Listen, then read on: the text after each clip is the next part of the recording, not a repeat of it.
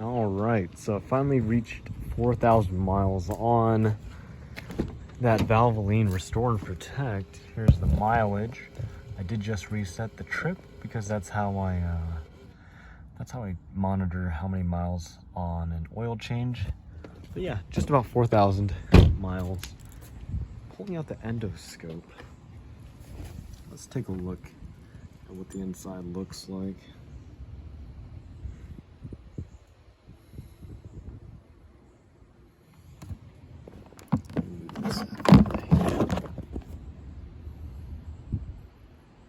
Okay. Hard to tell any real difference here.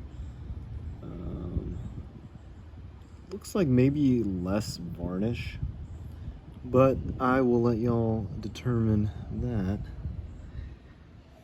The oil fill tube is still about the same. You can still see some varnish there, but that's just a spot where oil really doesn't circulate much.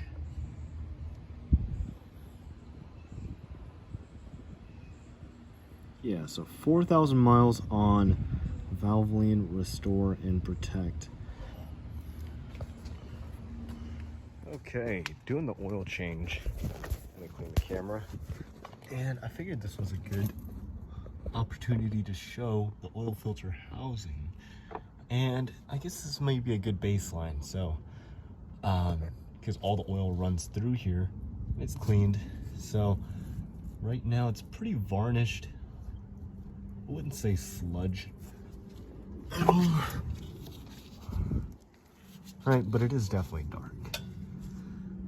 I think I'll monitor this on the next oil change and see if there's any change at this point, because this is easier than doing a borescope.